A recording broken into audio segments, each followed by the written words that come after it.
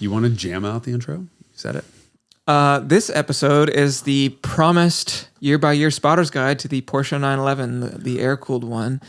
It may be interesting if you're not into this stuff, but otherwise I can make no promises. I don't know. Jason, here by popular demand. It is here by popular demand of at least 6 people. Yeah, people asked for it. It's an interesting thing. This is the air-cooled 911 had a 30-year run. Mm-hmm. There's a lot of years. 30 years is a long time. You've barely been on this planet longer than that. Mm-hmm. In actual, not Derek years. Yes. And age. It is pretty amazing that you can look at any air-cooled 911 and narrow it down to either a specific year or a year or 2 or 3. Yep. It's amazing that Porsche's constant evolution made that strategy made that many changes. And it was so incremental over the course of the year. This is, of course, the Carmudgeon Show. Mm-hmm. I am Derek Tam-Scott. That is Jason Cammisa. We are a member of the Haggerty Podcast Network, Haggerty Podcast Network, and they also have the Haggerty Drivers Club. Yes, and I have been asked to tell you that if you'd like to support this content, you might consider joining the Haggerty Drivers Club, which includes unlimited 24/7 flatbed towing on all of your classic cars, a subscription to our magazine, unlimited access to our valuation tools, and more. There's a link below. Click if you like.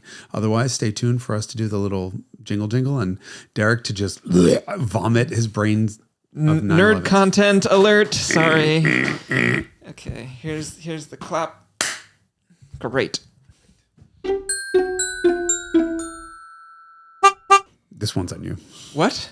Yeah. Which one's on me? The George Foreman thing. Oh, George Foreman. Yeah. Manufacturer of grills, but not giant clams.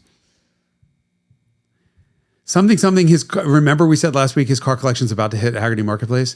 Is it hit? Did it hit? It has hit. Hopefully the marketplace is okay if it just got hit by a bunch of cars. Well, yeah, but they're lean because of the George Foreman grill thing, and they pack a big punch or something. Yeah, but I don't know how this works. But also, how can they be lean if some of them are like 57 Chevy Bel Airs? That's not a very lean car. Yeah, nobody puts a lean on those cars anymore. You can't get financing for that. God. Yeah, terrible puns. BMW Z8, Ferrari Testarossa. There's a 129 in there. 129. Some cool cars. So go check them out. Interesting. 57 Bel Air. Maybe even buy one. You want one? Do you want a 57? Oh, there was a Fuley. Actually, this is of particular interest. A split window Corvette coupe, and it's a Fuley, which is the top of the line model. That's the one to get. Those things have gotten ridiculously expensive. How expensive? You'll find out. You might even answer the question for yourself if you're the one who buys it. Yeah. Okay. Go check that out. And also make lean meat in your George Foreman grill. That's what I try to do every day. And on that bombshell, we'll return to this episode of the Carmudgeon Show. How do you turn this off? My neighbor borrowed my van and put an entire row of movie theater seats in the back. I'm telling you, my van Jynah will swallow anything. Oh, are we live? Shit. Do we know what this episode is about? My van Jynah swallowing... What is this? That is a fixie thing. Okay. You decided this episode just like last week. Well, absent any suggestions from my co-host, we'll do something that... I could do this episode about Chrysler minivans. I could do this episode about vintage leather seat candle from the Haggerty shop. I could make a brooch. I could make a brooch, a pterodactyl, a hat. But you, surprise, surprise, after waxing poetic for an hour and some odd minutes last week, have decided to talk about another fucking German car. Yes. Well, would you like to? You don't like to talk about British cars. We could talk about E-types for an hour. I do. I could talk about SD1s. I can't wait to do the revelations on the Rover SD1. Oh, yes. You can talk about its illustrious touring car racing heritage. Yes. The one that you learned about and I didn't. Yes. There's fabulous period footage of that car also, by the way. There's a great video in German about this guy who's like, look, it has a place to put your handbag and it has a place. The seats are so comfortable. He's talking to his wife he's bought this car. Okay. Like I thought he was on the racetrack and he's I make a hat, a tear, what? Ooh, sale at pennies. And he's like talking about all of these features to his wife, who's like very not impressed by the car. And then she's like, okay, well, it has a 3.5 liter all alloy V8 and it makes this many horsepower. And she's going all like technical on him. And he's like, oh, so she does like it. But it's like this interesting role reversal, which I'm sure must have been very gauche in the 1970s for gender roles in Germany. She knew what an alloy was. Wow, she's a fancy broad. Fancy name. Yeah, so... by the way, that was not meant to be offensive towards women. That was me making fun of the misogyny of the times. I feel like I need to... Thank you for that. I mean, if you were going to get canceled, it probably would have already happened. You do say... It's true. I've tried. Your mind. Anyway, yes. But I did read the book. There's a book on the Rover V8 that I bought. Oh, yes. On my recommendation, I think, right? I read the whole book, and now I have to read quite interesting. Yeah, it was a good story. So I'll get to that stuff in Revelations. I'm hoping to shoot that in January. So now that the car is here... You know what else is happening in January? Piëchisode? Really? Did I say that? Oh, amazing. It may be February. Well, we're going to shoot it in January, potentially. I don't know. It could be February. And we have so first of all, it could be that this episode or last week was late. So right now, the way this works schedule-wise for my team, my production team, is that the beginning of the year was this year of 2023 was like, take a nap. Like we took all of January down from filming. We were doing a lot of stuff in the background, but we had such a crazy run up at the end of last year that we just really, for mental health purposes, needed to take January down. And then we started filming in February, so the stuff didn't really start going up until March. So we started out, I think actually we only have one video at the end of March, and then everything else was later. So we lost a whole quarter. And then this year was like, we're going to be busy, equally busy the entire year. And then nothing was available. No cars were available. And it's like, okay, there's a new Kia Optima. Can I do an icons on a Kia Optima? Yeah. Do I want to? Like, I'm only doing 4 of them this year. Do I want to blow it on that? No. So now all of the cars that we want to cover are coming out. And so it's currently an absolute rat race to the finish line we have now 2 more videos to shoot next week after the weather turns. So it's hopefully going to not be raining all that hard, but it's just a shitty time. So good for drag racing. Don't even start. So yeah, we have 1 Icons and 1 Cooter Ultimate Drag Race Replay left to film. We also have one one of each in the edit hopper as of right now. So like, this is just crazy ramp up. And so there is a long-winded way of making excuse for the fact that this episode and possibly last week's might be delayed a day or 2 or even a week or 2 in the direction. And so if that's the case, sorry, we're just in the interest of other content, in the interest of, far, I don't want to call it greater content that is a greater lift. Yes. Our little glug, glug, glug water machine has. Fortunately, from the mic, you can't hear. I know, but I hope they hear that. Hopefully, the ACAM, Jacob, can you put a note in? All of a sudden, right next to Jake in the corner over there, I hear. I'm like, did he just shit himself? We just had a conversation on the last shoot. One of our production crew was like, all right, let's talk about this. We all went for like a little wrap party afterwards at this Mexican restaurant, and there was a margarita that floored everyone. Basically, they were like, "Oh, it's just one boom!" And while everyone was very inebriated, she was like, "When was the last time you guys all shit yourself in public?" And we're like, "What? Never!" And it started a whole conversation about the prevalence of number 2 brown accidents, we'll call it, in adult life. And unintended acceleration. I just thought unintended defecation. I just thought Jake had just had such an incident, but it's just the water cooler. Water machine. We were supposed to be talking about the Piëchisode. You diverted off of that subject. Why did you bring it back? That was an expert way of getting around. No, so we're planning on. We have. We announced this already, right? We talked about that. We're going to try to turn the Piëchisode into. No, I don't think we have. Shit. It's supposed to be in icons. Yeah. The more I thought about it. I mean, we'll have a Carmudgeon about it too, but there'll also be in icons. Yeah. I just thought this man's impact on the automotive industry is far too great to squander with mere curmudgeonage. No, I think there's a bigger story to be told, and it's always more interesting to tell a story visually than it is with just words. So obviously I want you to be a part of that episode. This was, something that grew out of the Carmudgeon Show. But I think it needs to be in icons. And I agree. There are a couple of cars that are pretty tough to get. If we're not going to talk about any of them, so shut your fucking mouth. But the one that I would say is probably hardest to get, I have. Again, Jake, Jesus Christ, the hell did that salad do? I was trying to get out. That was, again, the water dispenser, but Christ. So the hardest car to procure, I think, we have at least a verbal agreement to be able to film on it. I'm hoping January or February, add a month at least to that. So possibly February, March, that episode could come out. God willing, weather dependent. And what'd you say? Lord willing and the creek don't rise. That's the one. So yes, I mean, with that time of year, there's a possibility of creeks going wild. Yeah. Creeks gone wild this spring break. Why did we ever record after lunch? Silly lunch. We're either silly or sleepy. It's or both. Okay. This is neither here nor there. We also have covered talked about that a couple weeks ago. This episode is about a different Piëch project, actually. People kind of. He was responsible for some of the engineage early on in this car.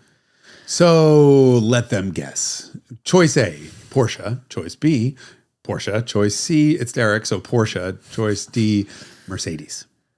Yes, E, and engine. Oh, for fuck's sake, yes. Derek is talking about the Porsche 911. Yes.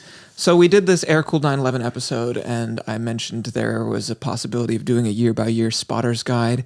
I apologize, I have not prepared a PowerPoint in advance, but we can do it after the fact with inserts. You mean they don't get a PowerPoint, Derek? They're going to be so upset. Sorry to deprive you of the PowerPoint. No, but we'll do it visually with inserts afterwards. So basically the discussion is, how do you do a year-by-year spotter's guide? Like, I can look at almost any year of Air-Cooled 911 and narrow it down to a few year range, or oftentimes the exact year of the car. So to be very clear, Derek is doing this from memory. So you can imagine what a dinner party is like with him. Oh, yes. It's fucking awesome. No, everybody is sleeping and I'm just by myself and it's great and I don't have to talk to anyone. Could it be a 67? But the 67 was the only No, year. 67 is unambiguous. It's very easy to tell a 67. Okay. Yes. Okay, so let me ask you one thing. For people who don't give a fuck about air-cooled 911s, why should this be interesting? I don't think it should be.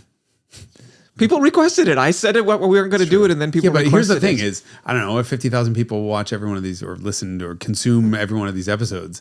3 of them are like, "Yay, Spotter's Guide!" We got to do something fun for the other ones. Okay. Maybe talking about my Jynah already was enough. Enough fun for one episode. No, they all left. Yes. I don't want to hear about that. The van. Okay, this is hopefully an episode that lives in perpetuity, because this is something. It's going to be an episode that gets 6 views at the beginning, and then as time goes on, it will continually grow because the information is potentially useful to someone. Yeah. And no one else. I think invariably we'll end up discussing the merits of the cars in a way that we sort of already did, but probably. Oh no, I'm turning my mic off and I'm going to sleep. This is like dinner party. All right. So early cars are short wheelbase cars. This was from the beginning. 1965 is really the first year of the 911. There were some cars built in 64, a very small number of them, but effectively 1965 is the first year. 65 and 66 are more or less the same. They're both short wheelbase cars. The most definitive way to tell one of these cars is they have wood dashboards, and the 911 script is at the bottom right-hand corner of the engine lid, and it's cursive looking. And they use the same font on the dashboard. Not all short wheelbase cars. 65, 66, 67, and part of 68, the wipers park in front of the passenger instead of the driver, which is opposite to how most cars are. But if you see the car with the wipers parked not in front of the driver, then it's probably a short wheelbase car, or whoever was putting the car back together did it wrong, because I've seen that on some late cars. And then, so if you see the cursive 911 badge on the back of the car or on the dashboard, then you know it's a 65 or 66. 67 is like exactly the same, but they went to block letters, which are in the middle under the rear grille, and the same thing on the dashboard. And no other changes to the car. Nothing material that you will see on the outside. They did change the number of screws on the horn grille from 4 to 2. at one point, presumably to save money. I kind of wish my dad, maybe I should send a link to this, would listen to that. I just want to hear his reaction. You must be a fucking riot at a goddamn party. He would just go off. I love this. Okay. So 2 screws. 2 screws on the horn grills in the front. So a 50% reduction in screws. In screw count. Yes, that's right. And then these cars all have green fonts on the gauges and chrome accents in the gauges. 68 is the most substantive change to date. We should also add that in 67, the 911S appears for the first time, and for the first time, the Fuchs alloy wheels appear in 67. And so those wheels, which are iconic Porsche wheels, which they now like sort of make repros that people put on, or Porsche actually did put them on 997s. But that design, that forged alloy design, appeared for the first time in 67 and was used by the factory until 89. And so, if you see a car with Fuchs, well, people swap wheels around all the time. So very hard to tell. S denoted what? S denoted higher compression ratio, more aggressive cam timing, Weber carburetors. You got 30 more horsepower, 160 instead of 130 horsepower. 68 is the last year of the short wheelbase. And so we talked about this, but the distance between the rear wheel arch and the torsion bar cover, the taillight lenses are different also. Okay, so when we talk about, for people who are just listening to this, wheelbase stretch, this is not the difference between a 500 SE and a 500 SEL. This is not a 1 foot wheelbase stretch. Well, yeah, I think those cars are 4 or 5 inches. This is like a 2-inch wheelbase stretch without moving anything else in the car in order to just make less of the weight be behind the rear axle to improve the car's weight distribution. And so you go to a 5.5-inch wheel. You can't tell the difference in 68, and the gauges are no longer green. They're black with white letters. They look more normal. And in the U.S. cars only, there's a reflector. And so if you see a car with a reflector on the fender, then you know it's a 68. And this is a U.S. only requirement because then in 69, they redesigned the rear taillights to incorporate the reflector, so they're integrated. But the 68, all cars sold in the U.S. in 68, this was part of the 68 model year safety changes, which I think required a locking steering column for all cars sold in the U.S. and probably recessed switches and door pulls and stuff. And provisions for headrests as well on all cars for 68. So anytime you see a car with like that kind of stuff, that's a good way to tell if it's a 68 is if it has that stuff. Side reflectors. So it's the only year of those cars with those. It's the last year of the short wheelbase. The other thing they changed was the door handles. They went from a little delicate chrome jobby to a thing with a little bit of a guard on it to prevent people from accidentally pushing the door button without meaning to, because it's got a little protecty thing around it. And describe how to spot short versus long wheelbase. You can use the distance between the fender and the wheel arch cutout and the torsion bar cover right ahead of the rear wheel, and also the shape of the rear lights, and the fender contour is a little bit different on the rear fenders. But for the torsion bar cover, it's just a little round, like it's a little round cover, yeah. Right. And if it's right up against the wheel arch, then it's a short wheelbase car, and if there's space behind it, then it's a long wheelbase car.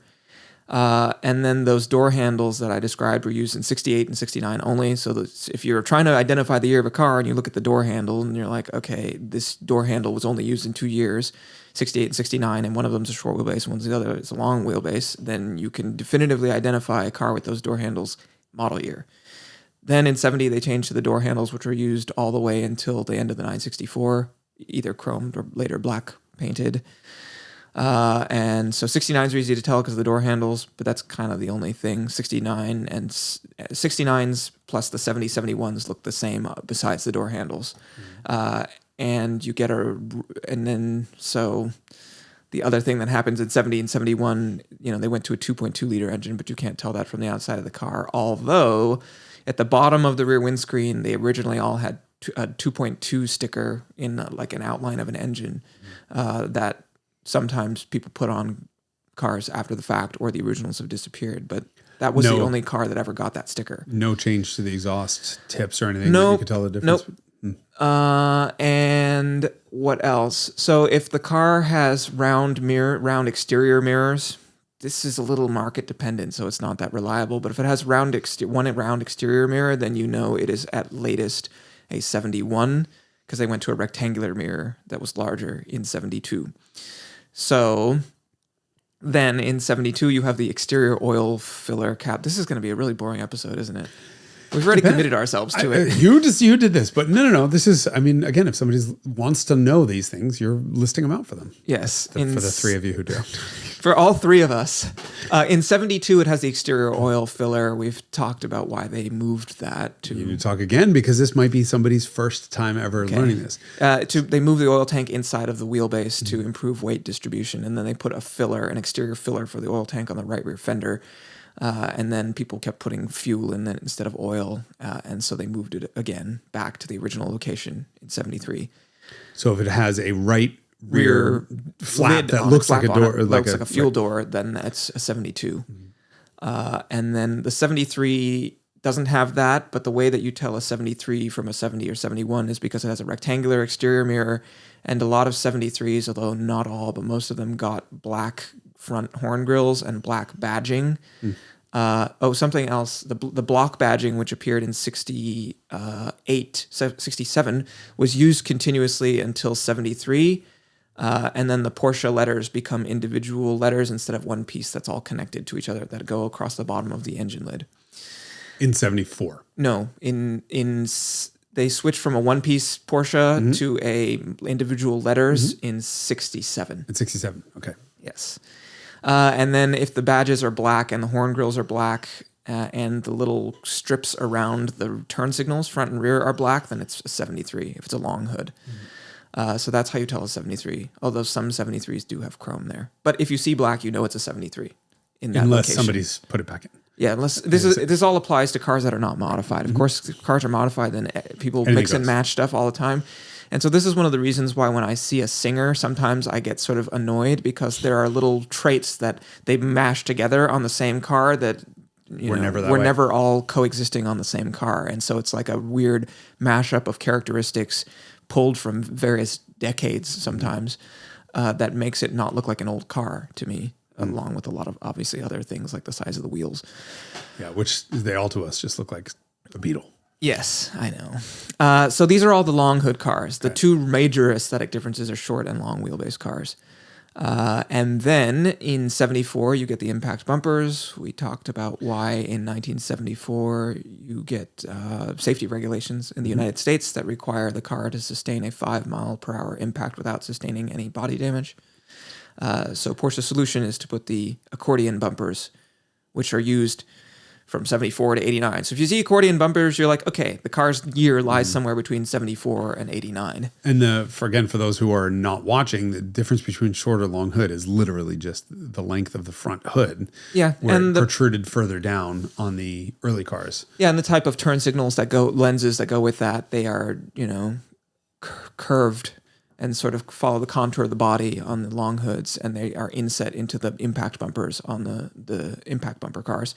And then the rear also is the first time you get the full width rear reflector on a 911. That had never been seen before until 74. Now we think of it as like a really iconic 911 trait, but it was brand new 10 years in. 74. Yeah. And so then, so impact bumper then means you are in the 74 to 89 range. 74 to 77, they're all narrow body cars. This is confusing because there's actually sort of three sort of widths of these cars. There is the narrow car, which was standard on all long hoods and was used on early impact bumper cars, except for the Carreras. Actually, that's true in the 73 Carrera also. So the cars that say Carrera on the side in big letters, those are all modeled after the 73 Carrera originally, and those cars all have ducktails. There were some Carreras made that don't have the side scripts. A lot of people add the Carrera scripts to cars that aren't, actual Carreras, because that was the hot race car that was 2.7 liters and, ended up being a very effective race car. Which is so...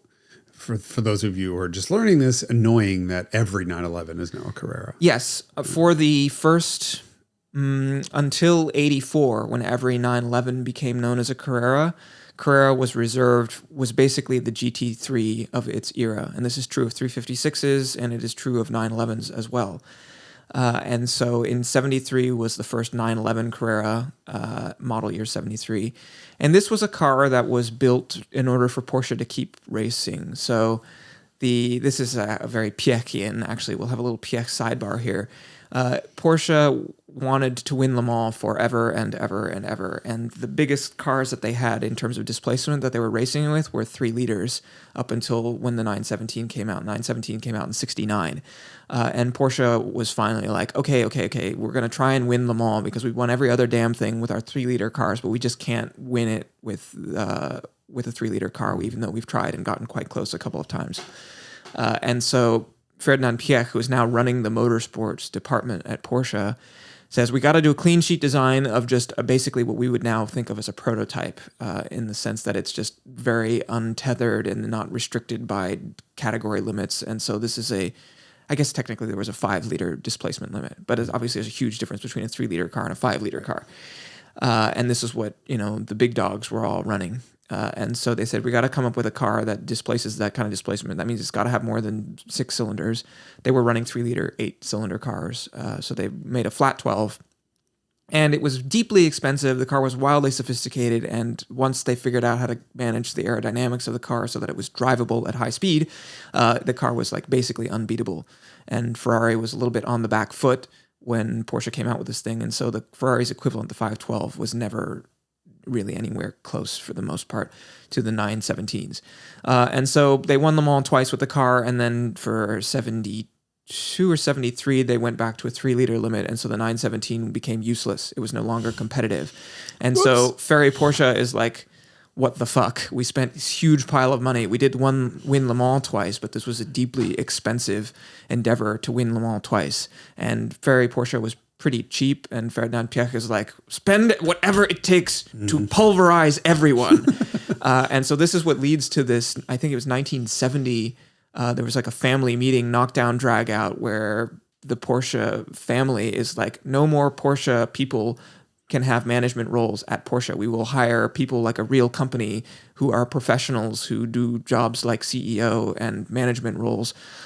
Instead of having all this familial infighting between, Ferry Porsche and his nephew. Oh, and didn't Piëch take Ferry?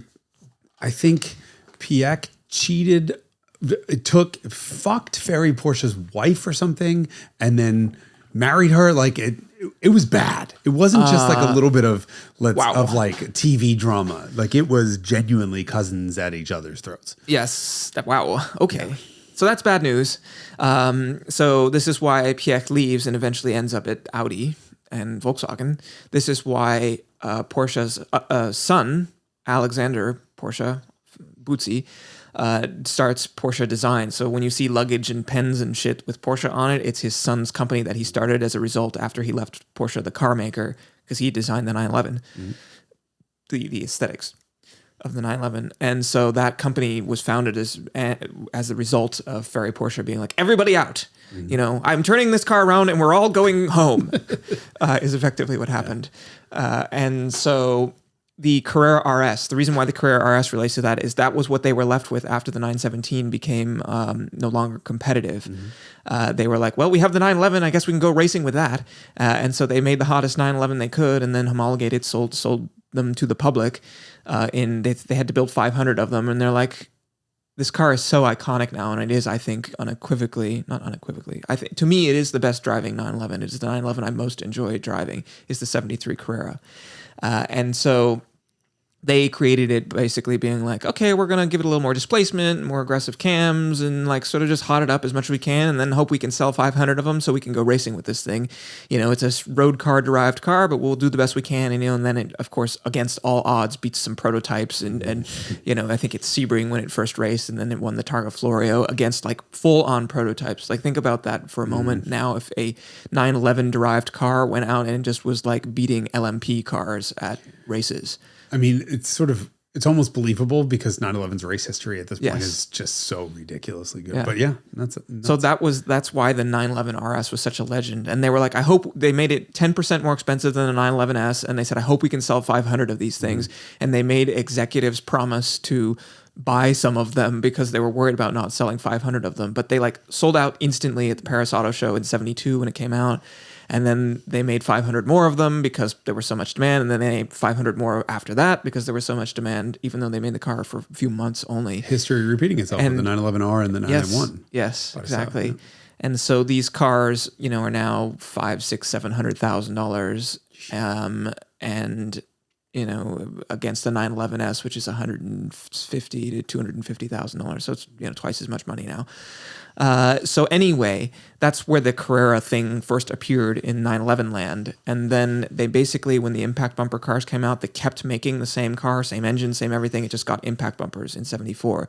And those cars are known as the MFI cars. Mechanical fuel injection. Yeah, mechanical fuel injection. Because at the same time in the U.S. market, MFI was too dirty to meet U.S. regulations. So they sold the same car in the U.S., but with the regular 911 engine with CIS instead, with the Bosch continuous injection system.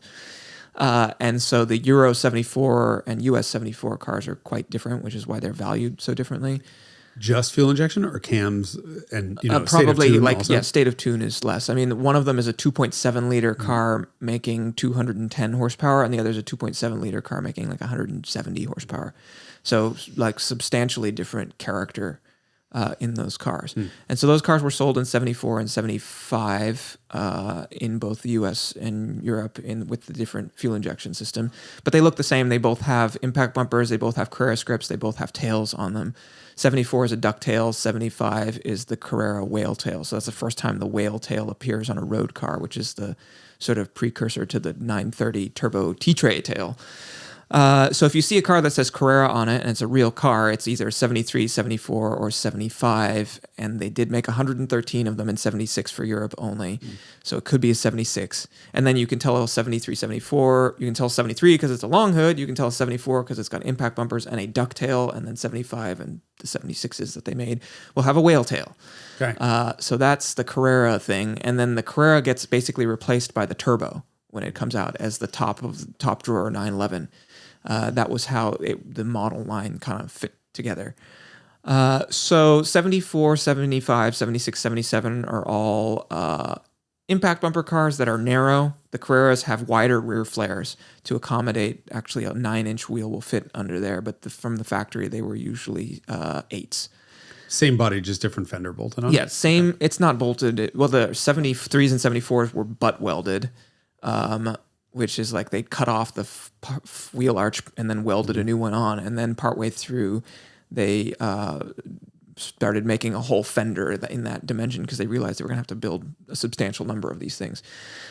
So you can tell a Carrera because it has the flares, and then otherwise non-Carrera cars have the narrow back end, which was used until 77.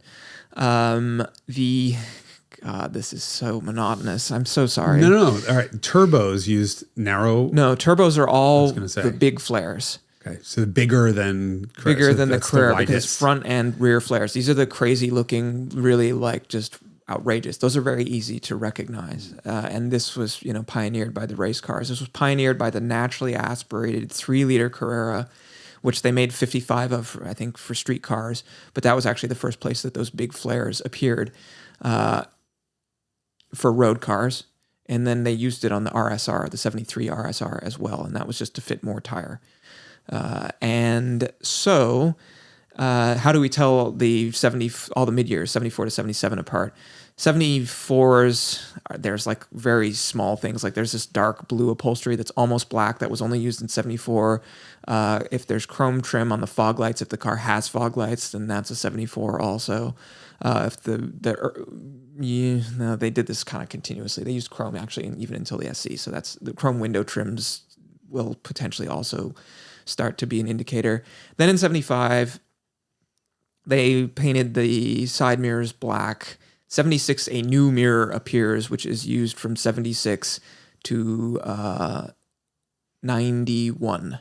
That's so cool. 76 to 91. And usually if a car only has one exterior mirror, although this depends on market, but certainly if it's a US car, if it only has one exterior mirror, it's probably a 76 or 77.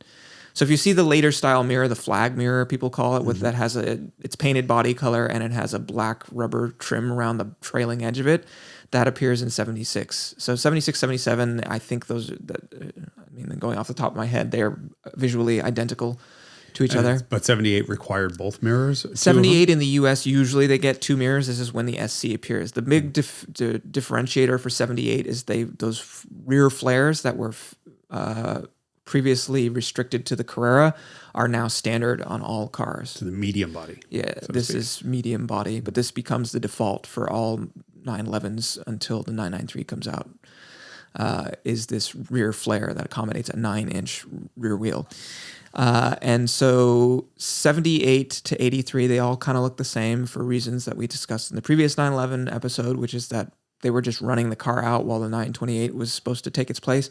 And so they didn't really develop the car. Mm-hmm. And so that's probably the longest period of no meaningful changes, is this period, although the early SCs are a little different from the later SCs. They did some color palette changes. There's this interior color called cork, which is like a very rich saddle tan brown color, kind of orangey. And that was used probably until 80, and then they switched to a sort of more, I don't know, tan, like gray, beige-ish color then. And so if it has the beige interior, then it's probably an 80 or later. But if it's got a 911 SC badge on it, because the SCs were all badged SCs. As 911 SCs. Right, so it's 78 on. 78 to 83, yes. And then were there functional changes with the engines? Didn't they have thermal reactors early that became They went to a 3-liter engine then. Okay. So I have sort of left out the displacement changes that occurred because we talked about them before. But the SC goes to a 3-liter engine, but still with a CIS. CIS. And CAT's not a thermal reactor. And CAT's, correct. And the other thing A cat or two cats? One. Because there's a collector, the heat exchanger, the exhaust travels towards the front of the car and it goes into a single pipe, and then it goes into the cat, which goes inside of the left rear fender to the muffler, which is just behind the license plate. Gives it a deeply uneven exhaust runner length between the two banks, which is why they don't scream. Yeah. They burble. Yes. Yeah. Okay. Correct. And this is true on all U.S., actually all 911s until the end of the 964 in 1994.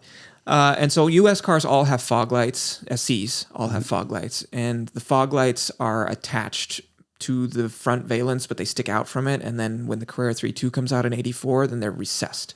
So if you see fog lights that are recessed, then you know the car is 84 to 89. This is assuming it's an impact bumper car. But if you see them standing proud or sort of attached to the outside of the valence, then you know it's a SC or earlier. Mm-hmm. But these were optional. Fog lights were optional in European markets. So it's a little hard. Are there no other external visual differences between an SC? So a Carrera, you kind of skipped over there a little bit. So SC went through 83 and then 84 became Carrera 3.2, which went until 89. Right, which was not really a Carrera, right? No, this is the time that they turned Carrera into the regular base model car for whatever reason. And it went to Motronic barn door, right? Fuel injection. And when the 3.2 comes out, correct. Okay, but no other visual differences? Between those two cars, not an early 3.2. We'll get into some of the differences that changed during the 3.2. I should also refer to some of the differences that exist in the SC. There was a point where they sort of facelifted the interior of the SC, which I think is kind of partway through 80, if I remember correctly. And so this was the thing that happened, I think, globally, which is that they standardized the marking on instruments and switches of cars. And so, everybody knows what the high beam logo on a dashboard light looks like. And before that, everyone was kind of doing their own thing. And so if you recognize the symbols as being ones that we use today, then it's an 80 or later SC. And if it has kind of different, like the cigarette lighter one, for example, is like a Zippo with the cap flipped open, as opposed to like a cigarette with smoke coming off of it, which is what we use now. And the rear defroster switch, every one of them is different. It should be a Valentine 1 radar detector that we have. No one lights cigarettes anymore. Yes. Yeah.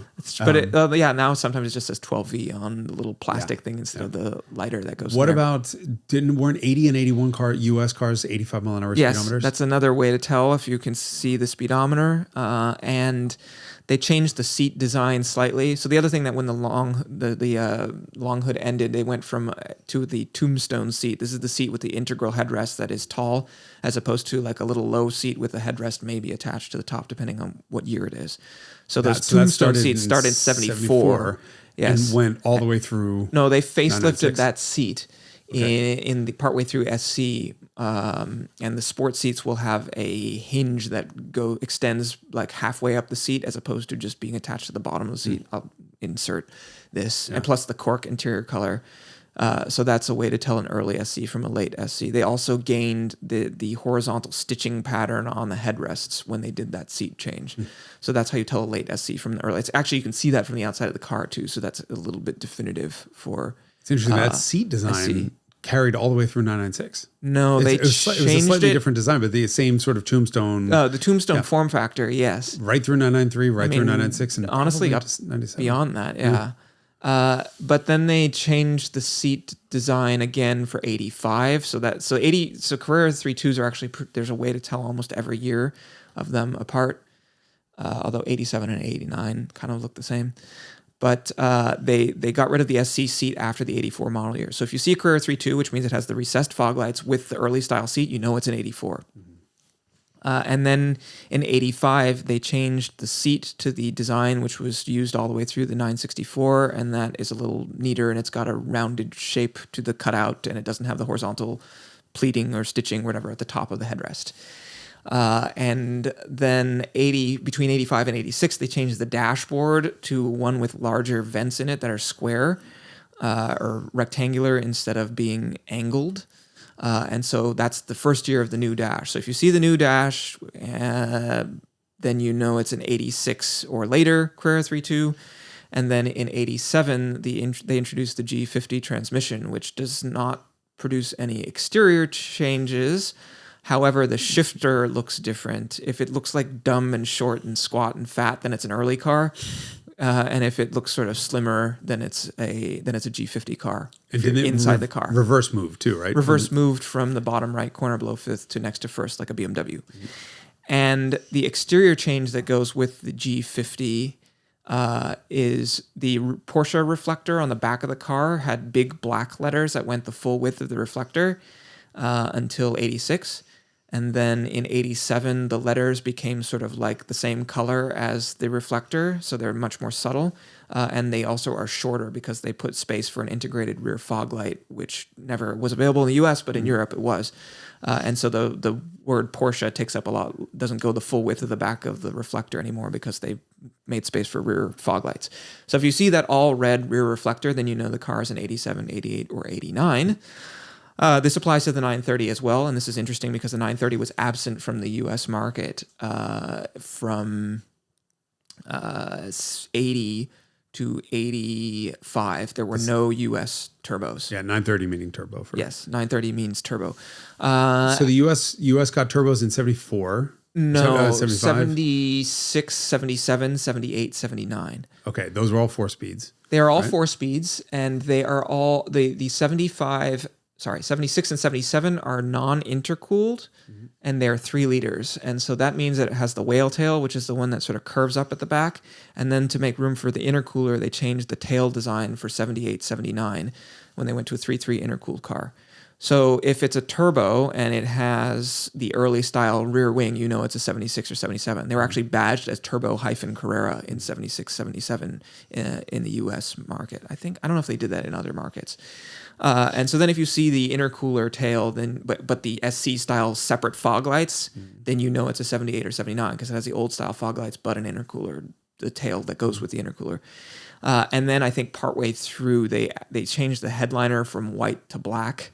So in 70, if it's 79, it'll have a black headliner. I think that some 78s also have black headliners. But if you see the white headliner, and it's an intercooled car, you know it's probably 78.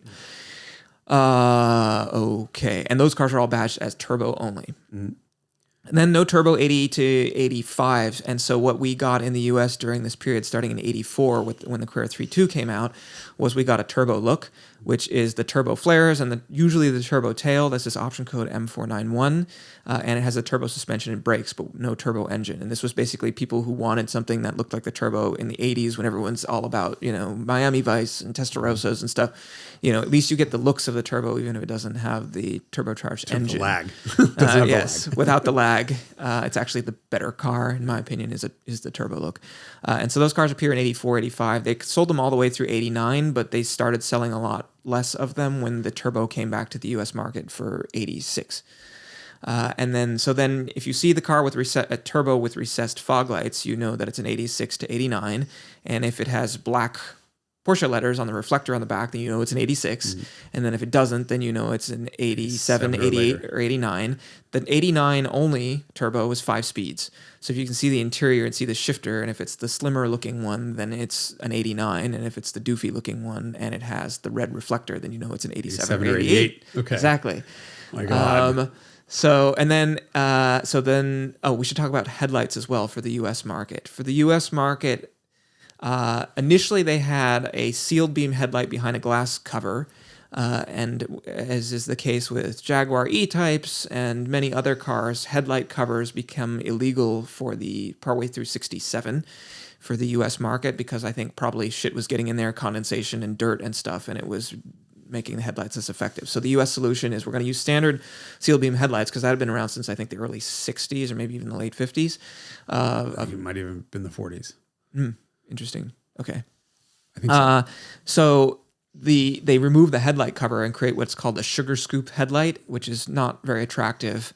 And that was used continuously from 68, maybe 67, late 67s, until 85. And this is the same time that everybody else is able to do their dedicated headlight changes. You know, you get the Ford Taurus, and this happens with Thunderbirds and Mercedes 126s and 124s and 190E, all of them Mercedes line basically, and all the other companies, Aero headlights appear for 86. And so the same thing happened to the 911. They got rid of the sugar scoops and replaced it with a headlight that looks a lot closer to the Euro headlight, but it has little aiming nipple things that stick out of it, and those are called H5s as opposed to H4s, which is what the Euro cars are called. When you're in Porsche land, you're talking about H4 Euro headlights versus H5. Is H5 a bulb? Probably. Yeah, it uses a different connector that's rounded on the back instead of the square ones that H4s have. Interesting. I don't think I've ever heard of an H5 bulb, so I wonder if it's at 9005. Maybe. And they just called it H5. Yeah, instead they're of... called H5s for U.S. cars, and these were used through the end of the 964. So if you see a car with sugar scoops, that's the other thing. Then you know it's a 3.2 with sugar scoops because it has the flush fog lights. Then you know that it's an 84 or 85, and then you look at the headrests on the seats, and then you're like, okay, it's an 84 or it's an 85 based on which seats it has. Okay, so then in 87 you have every time you see H5s, you know the car is a G50 car. Because they made the change to H5. No, that's not true. No. Sorry. Because you had H5s in H5s 86. became at 86, but the transmission did not go until 87. Yeah, or they might have kept sugar scoops in 86 on U.S. cars. This is something I should know, but don't. Oh my God, scandal.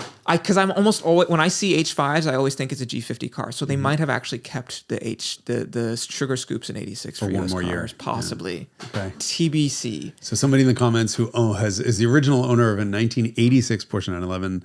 Yeah, you can maybe comment on whether H5s were actually used in 86 for U.S. cars. Okay, so then 87, the Chimsel that's the other thing. Chimsel is standard in 86. 86, yeah. Yes. Center high mounted stoplight. Center high mounted stoplight, third brake light, in other words. So in 87, the Chimsel is at the bottom of the rear windscreen. And in 86 also, right? Yes, in 86, but you can definitively tell because of the reflector with color letters. If they're black. That's right. Okay, so if it's got a Chimsel and it's the got red black, reflector, it's 86. Yes. If it's Chimsel and red Porsche script, Porsche in the cross thingy, whatever the fuck it's called, reflector thing, it's an 87. Or if it's at the bottom of the rear windscreen. Yes. If the Chimsel's at the bottom. Then they moved it up, I think, in 88. This is like from a decade ago, so I might have this wrong. But the position of the Chimsel in the rear window on a G50 car tells you what year it is. And I believe they moved it up in 88 or 89. I think it's 88 to the top of the rear window instead of the bottom of the rear window because it's much more out of the way. And then in 89, for the U.S., the standard rear wheel width goes up an inch to 8 inches. But you're not going to be able to see that. But you can't really tell that. Will the tire size go to like 205s at that point? They're probably 225s. And then the 9-inch wheel, which was used on the turbo in the back, you can tell that if it has a little recess around the lug nuts. That's how you tell an 8-inch from a 9-inch wheel. So you can tell an 8-inch from a 9-inch, but the 7 from the 8 is a little harder to tell. That's what she said. Yes, it is. Okay, so that's it for the impact bumper cars. Okay. And then 964 comes out, and that's in 89. In 89, Carrera 4 Coupe only in 89. 4 only? Carrera 4 only. So there was only one 964 initially available that came out for 89 model year. Those cars have no airbags, and so they don't have the lower knee padding on the dashboard, and they have a no airbag, and the glove box is in the same place in the middle of the dash instead of below the dash. Basically, they came up with this new knee pad lower dash thing to add space for the glove box below the area where the airbag now lives instead of the glove box. So it has this sort of curved thing under the dash that looks more like a modern... It wasn't for crash safety? I mean, in some sense it was, since it was created for it to accommodate the airbag, I guess. Huh, interesting, because in Mercedes at the time, when if the cars got airbags, they got knee bolsters. Yeah. And it was it's part of SRS, supplemental right? So if you didn't have if you didn't wear your seatbelt, the airbag would restrain your upper body, and then the knee bolster thing would prevent you from going underneath the airbag. Exactly. I don't know, maybe it was, but it also added space for a glove box. E30s did the same thing. And this is, I wonder if that was a solution crash, that all the, if all the Germans did it, then as part of the SRS. Right. Yeah. This is not true in Europe because airbags were optional in European cars. So even Volkswagen did that. The late cabriolets have a lower knee bolster also on both sides. So I bet it was a requirement for anti-submarining airbag thing. Interesting. So if you see a 964 that doesn't have an airbag in the US, then you know that it's an 89, or the airbag was removed. But you can tell by the shape of the dashboard, lower dash, the knee bolster thing. The other thing that's unique to 89 Carrera 4s is that there is a little area for up to two switches in front of the shifter in 964s. They're circular and you turn them. If the car is a Carrera 4 but only has one switch there, then it is an 89, because normally the two switches control the locking differential and the rear wing. In 89, there was no rear wing switch there. There was a switch under the engine lid to manually control the rear wing instead. So you had to open the engine lid to put the rear wing up if you wanted to, clean or maintain or whatever it was. And then they put an interior switch in starting in 90. So Carrera 2s have one switch there because it's for the rear wing only, because there's no locking differential. And then Carrera 4s will have two if it's a 90 or later, because one's for the locking differential and the other's for the rear wing. And so then these cars have 16-inch design 90 wheels, they're called. They're kind of doofy looking. There's something that they were also used on 944s, and then there's kind of a similar looking version of that wheel that was used by Volkswagen on the cabrios. The late cabrios is this alloy wheel with sort of half-moon shaped holes in it. And so you see a car with the flag mirrors and the design 90 wheels, it's an 89, 90, or 91, assuming it's a narrow body, naturally aspirated car. Because in 91, the new turbo comes out, and it has the aero mirrors, which look like the 993 mirrors and the 959 mirrors, and you get the cup wheels, which are the 5-spoke wheels, which are, I think, much more attractive. And so the 3.3-liter turbo has those wheels in the U.S. market for 91 and 92. And those wheels were unique to the turbo in 91, and then they were put as an option on all 911s starting in 92. And then you get the aero mirrors at the same time in 92. Okay. So you get aero mirrors 92, 93, 94 on the 964. What about the naturally aspirated 90s? So do we get a two-wheel drive 90? Yes. Okay. In 1990, you get the full model line. So you get Targa Cabrio Coupe, 2 or 4-wheel drive, and then the Tiptronic is available on the 2-wheel drive cars only. Okay. And starting 90, why no 89 cars? Well, 89 was still the last year of the Carrera 3.2, but I think they wanted to get the new 964 out as quickly as possible, and the party piece of that car, the really big differentiator, was 4-wheel drive. And power steering. Yes. Right. Which was standard on all of them except for the RSs. So in 90, the full model line appears. It's kind of like, I don't know, what half model year where you only get like... Right, so it was late. It probably came in late anyway. I think production probably started in July of 89. So the only cars that are 89s would be like the summer cars that were made between like June or whatever they started and the summer shut down. So those will be the 89 964s. Yeah, and then we talked about aero mirrors appear in 92. And then there's the RS America, which is their effort to create a cheaper 911. It's funny because this is the same thing that happened with the Speedster. We've talked about this before. The Speedster was basically the original Speedster in the 1950s was a car created to be as cheap as possible so they could start to get some sales from cheap sports cars like MGs and Triumphs. So they took all the stuff out of the car to make it cheaper to make and then sell it for a lower price. Anyway, the America RS was the same deal. They wanted to get the base price of the car was like $54,900, which was like I think $10,000 less than a regular Carrera 2, especially during the recession when in the early 90s. And so they're like, how do we move more units in the U.S.? Let's make a cheaper car. So they took the power steering out. They took the leather seats out. They took the back seats out. I don't know. They put standard sports suspension on them, and they put the fixed rear wing on the car as well. I mean, you got to remember, the car's 27, 28 years old at this point. Yes. Right? I mean, it had a little 2-inch wheelbase stretch and all the rest of the stuff, but it's the same car. Yeah, the 964 change was the biggest change for sure that had happened to the 911. At that point, you get McPherson struts and power steering and ABS as standard equipment. I mean, the claim was that 80-something% of the car was new. It has a new 3.6-liter engine with twin plug ignition. I mean, substantive mechanical and cosmetic changes. Upgrades, but not really. I mean, the doors carry over, the windows carry over. Yeah, I mean, it's the same chassis. It's the same car. They re-engineered the whole front of the car body shell actually to accommodate four-wheel drive. And so the trunk shape is very different on a 964 from a Carrera 3.2 because the whole front of the car has to make room for the differential and axles. Didn't the Volkswagen Beetle switch to McPherson strut front suspension in 1972 with the Super Beetle? I just would like to point that out. Yes. I mean, those cars that they started, they're the same lineage, right? It's the same car. We know this. Right? Let's be honest about this. But VW switched to a coil spring over a shock McPherson strut in 72, and it took Porsche 20 more years. Yes. That's hilarious. 17. But yes. For a car. And then we're like, shit, it's so old we have to pull the seats out and get these people to buy. I mean, that's just nuts. Today, what we think about today and in terms of Porsche's powerhouse of product planning and engineering resources. And like, this was the same car for 30 years. They just kept warming stuff up. Yep. For sure. But dynamically, they were as entertaining as they ever were. And I talked about in the other 911 episode about how they were just adding stuff in various places. Like spoiler buttons, electric mirrors, and air conditioning and HVAC. Oh, there was a big rationalization of the HVAC system also when the 964 came out. It was computer controlled. It had a bunch of like sort of computer monitoring systems, like check control type stuff that appears. So the ABS sensors and. Is this still barn door fuel injection? Okay. Yes. Except for the turbo, which was still using CIS. No shit. Yes. All the single turbo cars, which would be through the end of the Turbo 360, end of the 964, used CIS. So it's the last car to use CIS. What year was that? 94. 94. So that's 1 year after Mercedes finally gave up on it. Yes, in 93 for the US 300 SL. Right.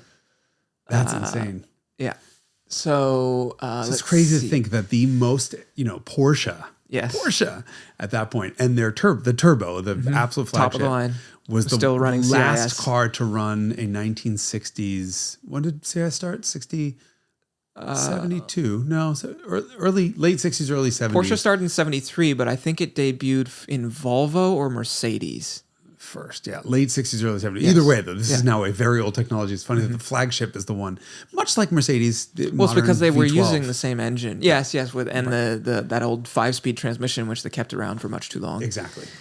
I think it's probably a low volume car where they're just like, good enough. The amount of money to re-engineer the entire fuel injection system for low volume cars wouldn't be worth it. Yeah, there's other funny little things like that. Like the Diablo is the last dogleg car, I think, because everyone else had moved to 6 speeds. Until the last dogleg 5-speed car. Right. Sorry. Yeah. Until the 7 because everyone else had started using 6 speeds. Inches, Ferrari started using 6 speeds in 92 when the 456 came out. So let's see. So that takes us through the end of the 964. There was also the America RS, which was basically an M491 cabriolet. So it's a turbo look convertible. So it has the turbo flares and body, but it's a naturally aspirated cabriolet. And then there was also this thing, but no rear wing. This was an option code that would have previously been called M470. M470 is a turbo look car without the tail. And that to me is the way to get these cars. And then they made a Carrera 4 wide body in 94 only, which was available in the US as like a regular car. And then in Europe, it was a Jubilee edition, which was available in either silver or purple.